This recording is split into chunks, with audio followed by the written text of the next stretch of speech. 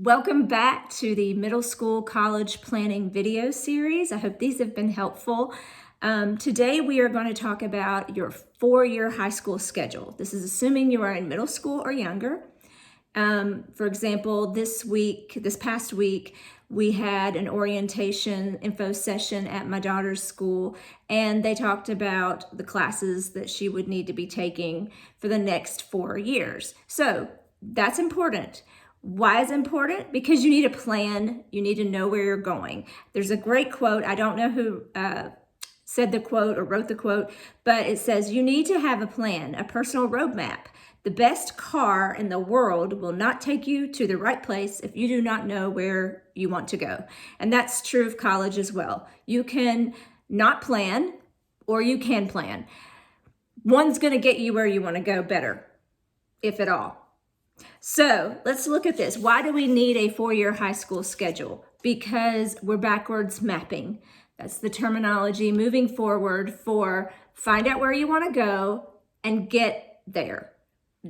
Figure out what you have to do to get to the place you want to go.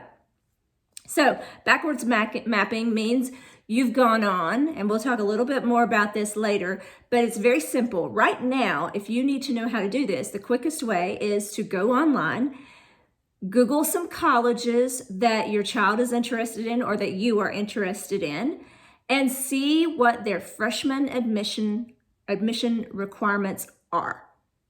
You simply do that either on a search on their webpage, or you can look for admission or the keywords freshman admission, prospective students. All under those headings, you'll find that information.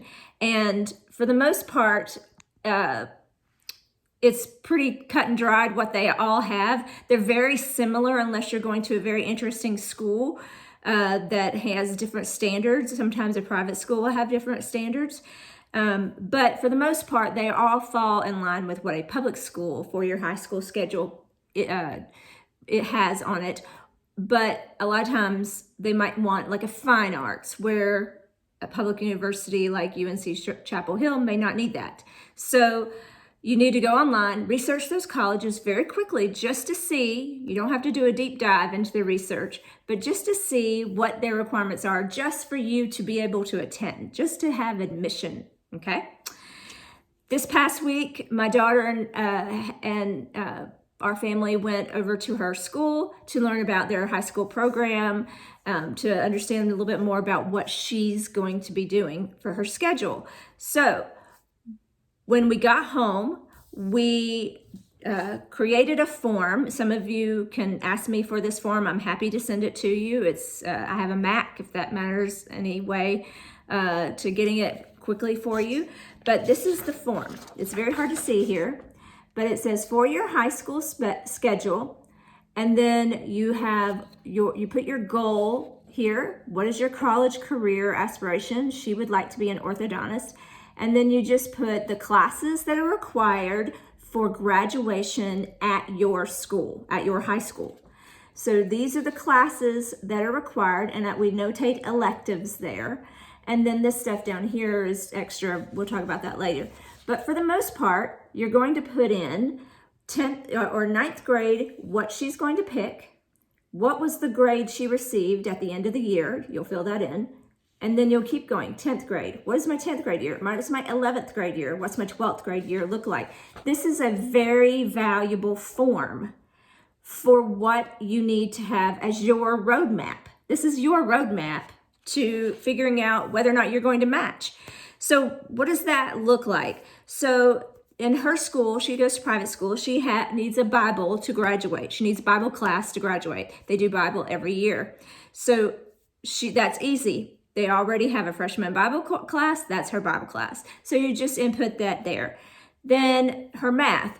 Well, that's dependent on whether or not her teacher recommends her for honors. You want to be in honors or above if possible. Higher rigor, lower score is better than a higher score, lower rigor. Okay? So you want to be able to pinpoint on this page every class. So if she has an English, social studies, health PE, foreign language, she needs to know what the requirement is from her school to graduate. But if she wants to go to High Point University, they require 3 foreign language classes. The goal is that the school will have the 3rd year of foreign language when she's a junior. If not, she will have to enroll online to take that 3rd year. This is why it matters.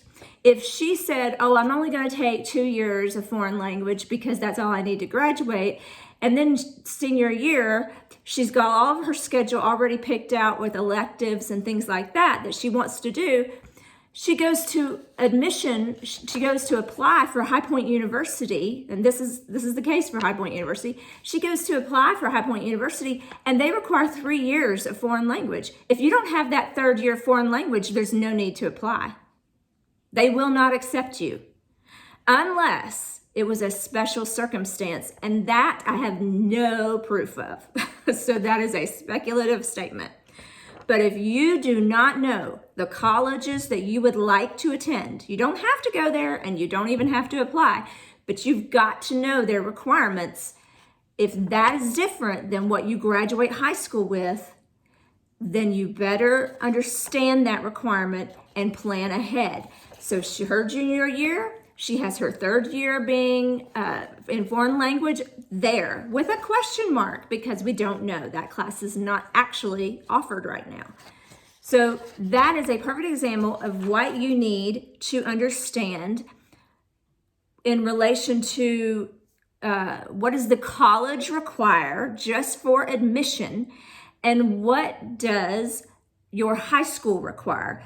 They can be very different if you're not paying attention. And another example of what she needs to know, the electives.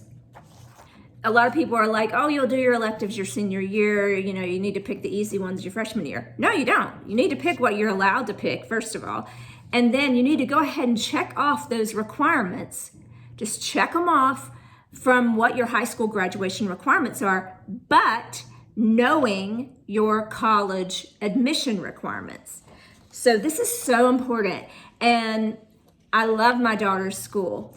And I asked a bunch of questions during that meeting, and I probably was driving everybody nuts with my questions. But the thing is that they as the counselor at that school, which we've not met with that counselor, the counselors at the school and the teachers need to be able to communicate that to the students. But here's the thing. It's not their job necessarily to communicate that to the students. That is backwards mapping. It is not taught necessarily in the public school realm, at least in my experience, for kids going to college and things like that who want to go to college. It is not, my son was never given the information. In other words, that's my experience in public school so far. My son was never given the information, oh, if you might need 3 foreign languages at college, but we only need you to have 2. And so that's gonna mess you up if you go apply. That was not explained. And that's okay.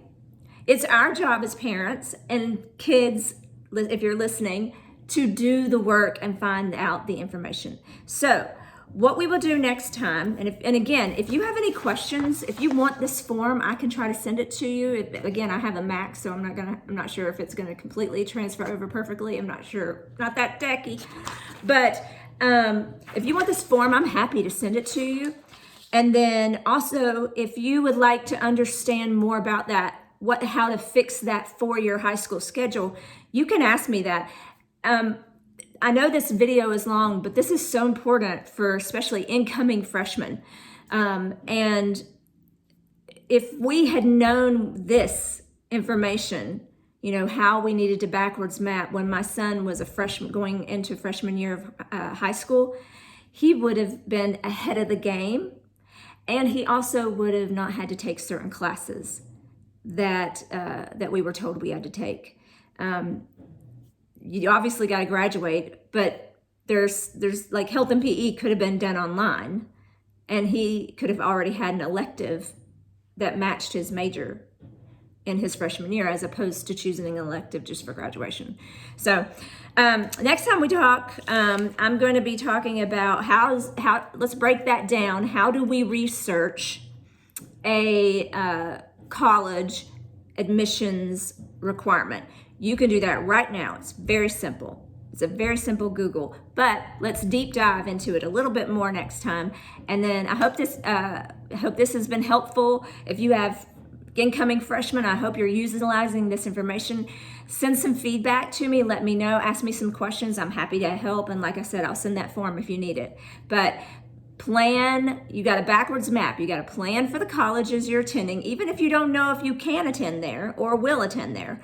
You must have a list of 5 or 6. So we'll talk about that next time, just to see how that research looks. And let me know if you have any questions, guys. Thanks.